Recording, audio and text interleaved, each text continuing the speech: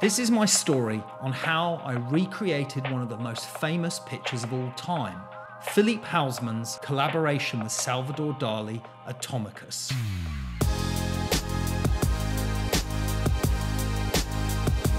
Such was the challenge that the BBC decided to document our attempts at this shot. First, we started by building the set, configuring props and lighting. Okay, the next thing is to figure out the direction of the light. So Ben is going to go up there and hold a light just as a temporary measure so that we can find the direction of the light and the position of the light source before we figure out which modifier we need to use. So I need to be absolutely sure of the direction of the light based on my calculations. That's better, that's better. That's exactly where it's got to be. That's like it is in the picture, just touching the skirting. And then Dali is here, and when he jumps, his shadow joins onto there.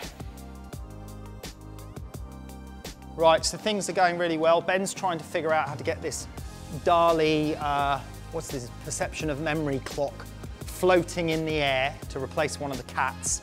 And we've got the chair suspended, which is pretty much in the right position. And the set is coming along really nicely. Tim's over there trying to figure out how to suspend the easel. So we're trying to use the original techniques of suspending everything by wires and not using Photoshop to get as realistic reproduction of this historical picture as possible. But you're never going to get that accurately. You did it before. No, it's... That isn't the way. No, you want this one. Stop moving. Wait, let me move his lamp. It's this one. Look, I'm tugging on it. See how easy that was?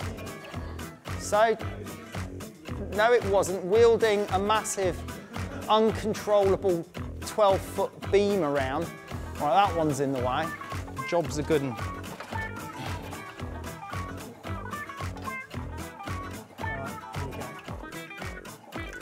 Wow. No, no, no, no.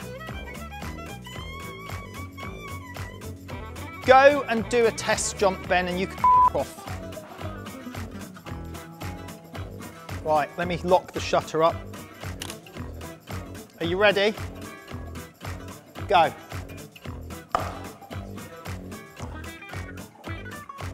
Capturing the water correctly was a key part of the shot, so we tested it again, again, again, again, again, again, again, again, again, and again.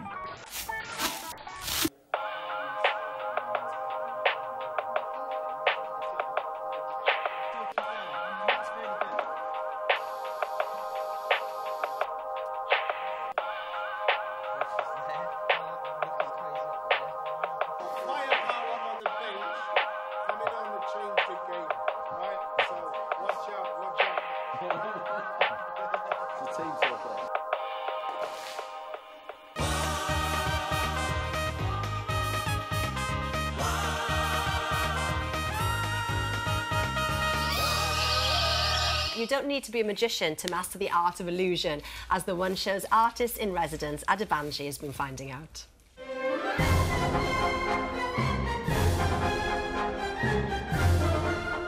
As an artist, I wouldn't normally be throwing water at a flying toaster while a chair hangs in the air, but today I'm doing something pretty surreal.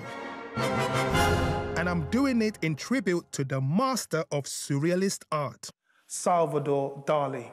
Born in Spain in 1904, Dali defined surrealism, bizarre and imaginative interpretations of everyday subjects. This painting, The Persistence of Memory, is thought to be a meditation on time. But it's another of Dali's works that deals with time that I'm hoping to help recreate today. This 1948 piece, Dali Atomicus, featured Dali himself frozen in time, surrounded by flying cats and floating easels. It was a collaboration with photographer Philippe Halsman. That image was captured long before photo editing software had even been dreamt of. So how hard is it going to be to recreate the exact same shot using the exact same basic techniques? Guernsey-based photographer Karl Taylor is going to give it a go. Karl, why did you want to recreate this picture? Well, Adi, this photo has really inspired me and inspired my work and my career in many ways. What really interests me about it is the amount of activity and motion that's frozen in time. How did they get this original shot? They had to suspend everything on wires to make it look like it was floating in the air. But because they're throwing water and cats into the picture, it took many, many attempts. What was the most difficult thing to achieve was everything happening at exactly the same time. And you can see in these shots here where they failed. And it took them, I think, about 28 attempts till Dali was happy with the final result. Whoa. To recreate the photo exactly, Karl has spent weeks building a replica of the set.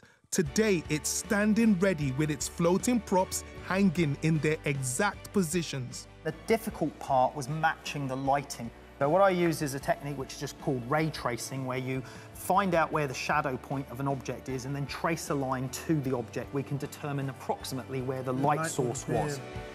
The part of Dali will be played by local actor Dave Hyatt. But there's one thing we won't be recreating. So obviously we can't use cats. So what have you used to replace them? Well, I've got a toaster because I liked the energy of things popping out of the toaster. It was kind of similar to the energy of the cats. Right. And then here I've used the melting clock, which is from another of Dali's famous paintings, The Persistence of Memory. With everything in place, we are set. My role is to throw the water into shot just before Dave jumps. And it all has to be captured in the millisecond it happens by Karl. And Adi, go.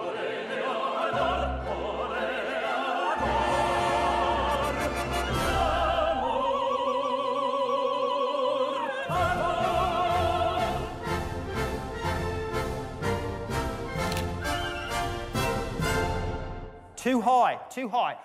Okay, so we go again. Ah, bravo Figaro, bravo bravissimo. Ah, bravo Figaro, bravo bravissimo. A te fortuna, a te fortuna, a te fortuna, non mancherà. Ah, I went too early. A te fortuna, a te fortuna, a te fortuna, non mancherà. Oh, so damn close. Sono il factotum della città. Sono il factotum della città, della città, della città.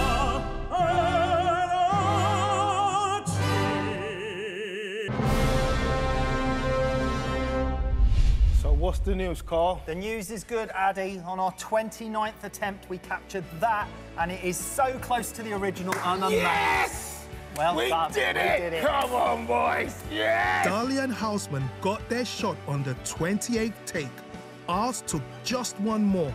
Not a bad result for this collaboration of artist and photographer. Watch part 2 for a full detailed explanation on the science, the theory and the lighting behind the recreation of Dali Atomicus.